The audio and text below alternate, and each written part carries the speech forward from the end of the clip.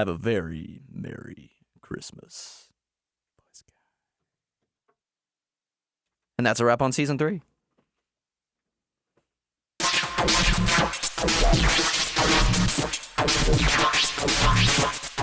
Welcome to Access Sports Weekly here on AccessWDUN.com. Bo Wilson alongside Jeff Rohart and Seth, who's in front of the camera and behind the camera. Seth Chapman, our producer of the show. So welcome in here for our pre-Christmas last football Access Sports Weekly, Jeff. Hey, Seth. Hey, Bo. Hi, Seth. Hey, guys. How's it going, kids? Pretty good. Pretty good? Yeah. Pretty good? Pretty good. Sad to see the football season end. It was sad to see the football season end. I mean, but not really sad because Buford got a state title out of it. That's true.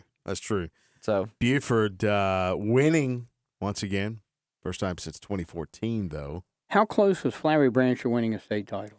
Because they should have beaten Blessed Trinity, who ended up winning the state title again. I'm sure if Coach Hall is watching, which he's probably not. Hey, he I probably will just said, still put them "Thanks- against anybody. Thank you, Jeff, for bringing that up. Well, I mean it as a compliment to Flowery Branch. Oh, yeah, that, I agree. That's probably the best team that didn't get where they wanted to go anywhere around. I will put Flowery Branch up against anybody. All right, so here we are. This is our last show before Christmas. mhm. So question of the day. Christmas shopping. Have you done any? Almost done. I know Jeff doesn't. Jeff just doesn't shop.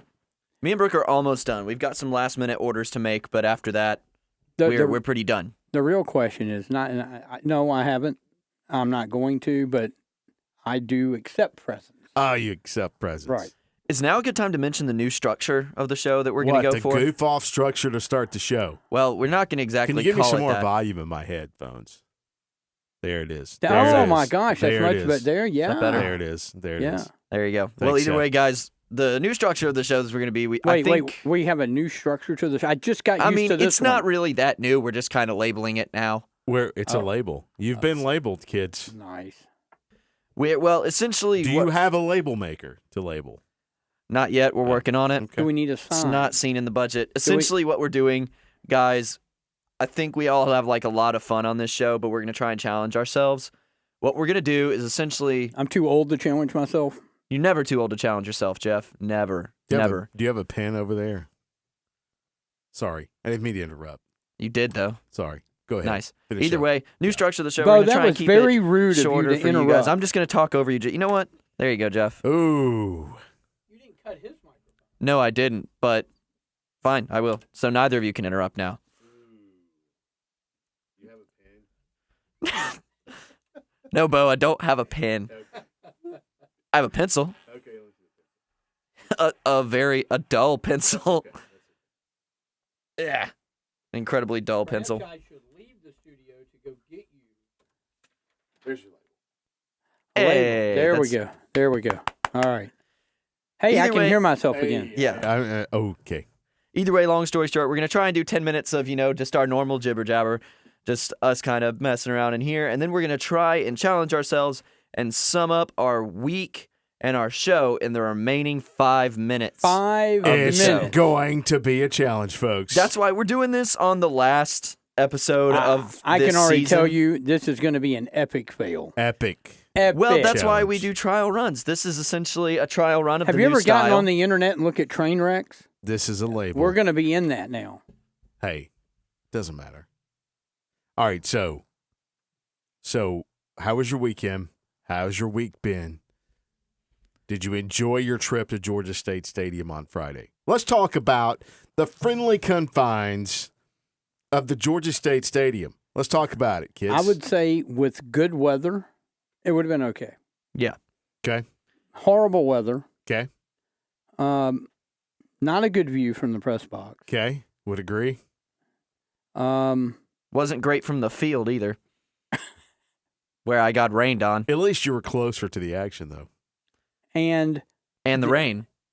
Very much so closer to the rain. We were And- actually closer to the rain than you were. I don't and need the to complain. walk Okay. the walk to the The walk to the locker rooms by pure height, I'm guessing. That's right. Nice one. That's the awesome. walk to the locker rooms was longer than at the Dome or Mercedes-Benz. So the locker room where Buford was, is that the old Braves locker room?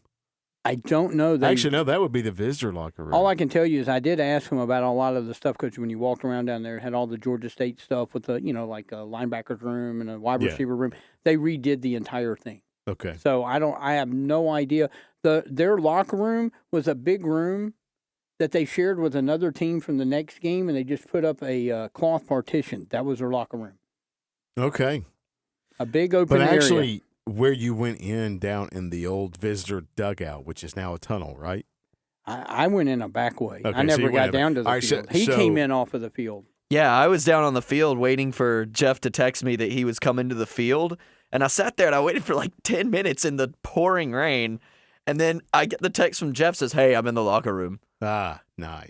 And that's exactly what I said. Yeah. That is verbatim what I said. I just said, nice. And drug my my very wet self into the locker room. And then we had to wait some more. Just a little. Not too long. It wasn't too bad. Nah. It's Well, expected. Bunch of excitement in that room. I tell you, I was impressed with Jamarius. Yes. He was a good interview. Oh, yeah. Yeah.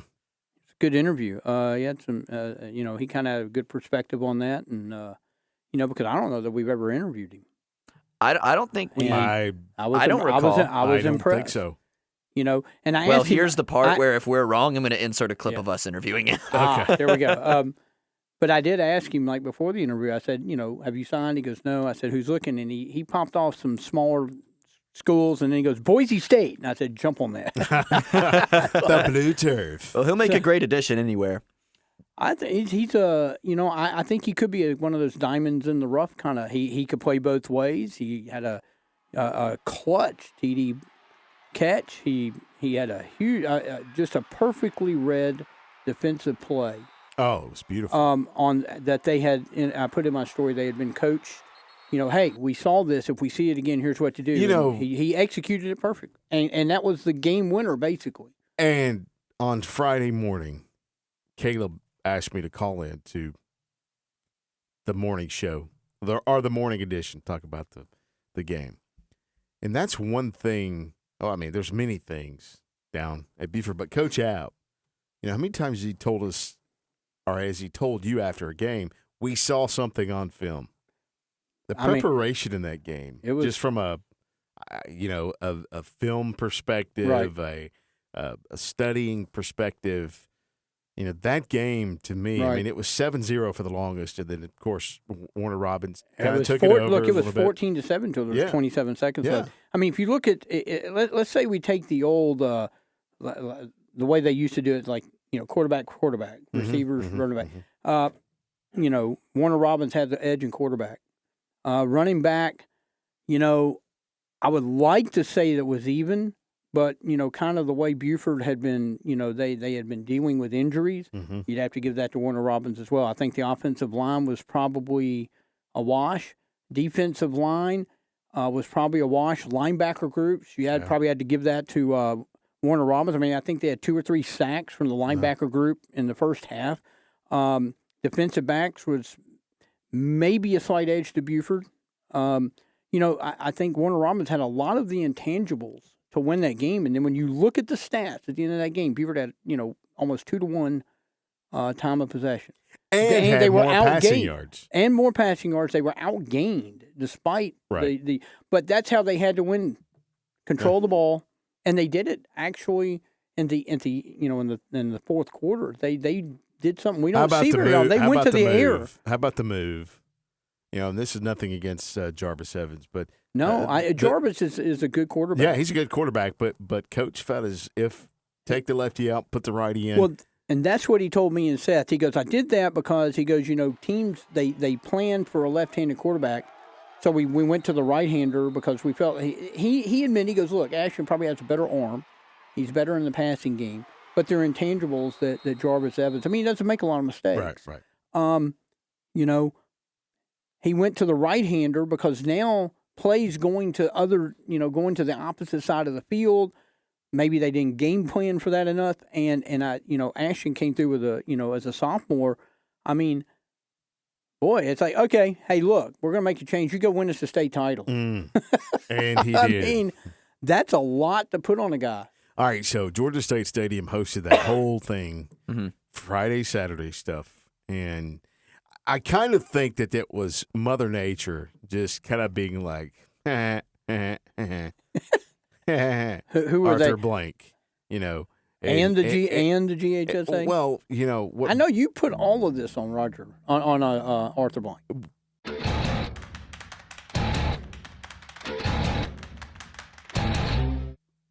Jerry Jones gives the Texas State High School Association the freaking AT&T Stadium, which is massive. For free? Do they do it for free? For $1. $1. Arthur Blank needs to step up to the plate, and give the – look, I understand, and you could sit here and you can argue all day long. Look, the first 14 games are outside, regardless of what the weather is. That's right. But I think what Georgia High School has tried to do is make that one state title game, which is a massive memory for every high school football player or every high school athlete that gets to play in a state championship game. It's something, regardless if you win or not, it's something that that's right. It's a big achievement for you as a high school athlete. So I think what they've tried to do in the past is they've tried to put it, kind of up on that pedestal, which we all know high school football around here is it. Pretty big pedestal. I mean, pretty big pedestal. And now to get into a fight and argument about how much Arthur Blank's going to charge Georgia High School Association to have their football games there. Right. I mean, why? Arthur Blank doesn't need the money. And I said this on Twitter. I said, look, I'm a PSL owner, which I don't know why, Arthur. And I have to buy tickets to keep that, which I don't know why I do that. He has plenty of money to open his doors up for a couple days to the high school kids of the state. If not, take all those football helmets that you have from every program in the state of Georgia off the walls and stop recognizing a high school football player or team at every home game of the Falcons. Besides, there are not many fans there anyway, because your product is terrible. But anyway, Bo Wilson, ladies and gentlemen. Bo Wilson. All right, guys, I'm gonna before something really bad happens. It just drives me crazy, man. I'm telling you. I'm gonna cut this short. We've already gone 3 minutes and 45 seconds over our limit. Hey, but you were on a roll, so I let you go. Here's the deal. You were on a roll, so I let you go. But I'm gonna have you slow your roll. Look, Bo. that had to be because it's looking like it's rolling downhill. It just kind of makes me kind of mad. Yeah, let's slow that roll because it's going downhill. Let's move on. I sense some regret with the Falcons. Oh, there's a ton of regret there. Buyer's remorse. Yeah, buyer's remorse. Now you're kind of stuck you with could have bought me a car for the amount of money you spent on that. It's not that much, believe me. It's not. No. I don't need much. $1,000. Yeah. Okay. Anyway, let's move on. I had to go off on that because it makes me mad from a standpoint of you have something, you have a vested interest in the Mercedes-Benz Stadium because you do own a PSL, 2 of them, and you can't turn around and give the stadium or at least a low ball price to the high school kids. I'm going to tell you, if Jerry Jones really does that, I was told that he gives the stadium for $1. And if he does that, I'm not a big Jerry Jones fan, but that would make me be a fan because that is giving back to your community. And, the fact that the GHSA and Arthur Blank got into this, tiff in the first place seems a little ridiculous. Yeah, whatever the amount of money that people are throwing out there that they were having to pay is ridiculous. Yeah. I mean, but if they were making money paying that, I don't see why they couldn't. However, I agree. Arthur Blank should, how many teams are there? $1 per team. Right. I mean, heck. Okay. Yeah, he's got enough money that he could do that for 2 days. Yeah. I mean, the Falcons aren't playing on those 2 days. I agree. So I agree with you. Again, I agree with you, Bo. All right, let's get to let's get back into this structure that Seth has us in. Well, Structure's already gone. I'm just trying to. Did we blow it up? I just Yeah, we've want to know already why. surpassed what I wanted the whole show to be lengthwise. I want to know why we're limited to 15 minutes. We're trying to do this new thing. All right, let's move on. All right, so we Buford wins the state championship, obviously, and you guys got a chance to catch up with Coach App after the game. We did. And here's a little bit of what he said. I told myself if it happened, I wasn't gonna run the field like that, but I couldn't stand myself, man. And I ran down, I ran back all the way around, talked to the kids for a second. It was unreal, man. It don't matter what I've gone through in my life as far as sports, man. Nothing tops this right here. You know, your defense, y'all had to have a play because they had the ball 5 minutes ago, and y'all looked dead in the water, and you needed a play from the defense, and you got it. Yes, sir. I mean, I can't say enough about those kids. I mean, we were backs against the wall a lot, you know, various times in the first and second half, and I just had a feeling we figured out what they were doing to us. We figured out how to slant to it and how to take it away. So I had confidence, and going for that fourth down, we didn't get it. We had to stop, and then they tried that play before, and the kid dropped it, and we coached it up at halftime, and they tried the same thing. That's when Jamarius picked it off. What did y'all see with Ashton and taking out Jarvis? I just saw that Ashton, threw the ball well this week, so we felt like we had to go to it, and we just felt like he had a hot hand. It always throw it. For some reason, for some reason, right and left, handy quarterbacks trying to throw teams off. Play action the same way all game long kind of deal. But like I said, I'm on the headsets and I'm chiming in every once in a while. Coach Condon is the bottom line. He deserves all the credit on that call. Coach App, of course, leading the Bulls till their first state championship since 2014 and his first as a head coach, and a big accolade for Buford winning that state title. Now he was genuinely excited too. Oh, no doubt. I He ran tell you, across the field, man. It was a lot of fun Yeah. to watch him get to experience that as a first-time head coach. Because we asked him, the group of people that were there, it's like, "Hey, Coach, you've been a part of a lot of." He goes, "Yeah, but I'm gonna tell you what, this one I'm already feeling is special." I mean, that was fun. It was good to see that. So Tuesday night, as we do our Tuesday night flashback from high school basketball, and we are getting to that point where Christmas tournaments and holiday tournaments and whatever you want to call them are going to start tipping off. I think White County and Chestatee are your favorite week of the year. Yeah, my favorite week of the year. I think is it White County or Chestatee that's going to Panama City, or both are?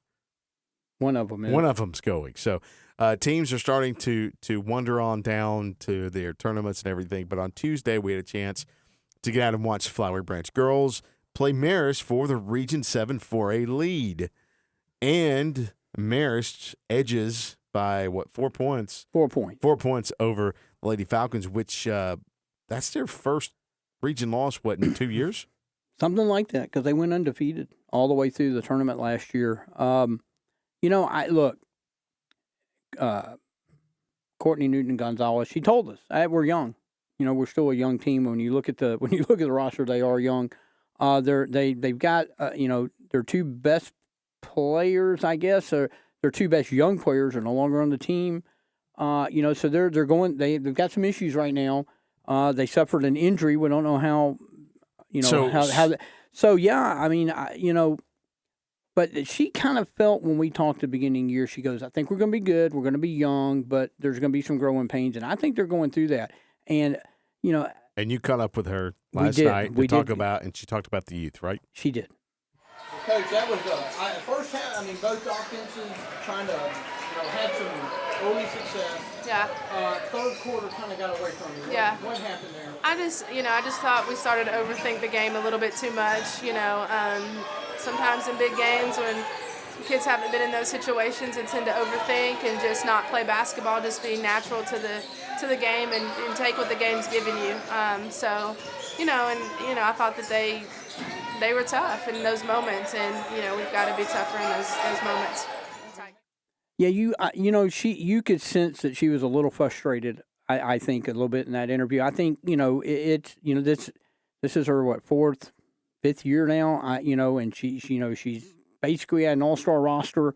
A lot of those kids have graduated. She's rebuilding. There's talent there. They're going to be. I mean, they only lost by 4.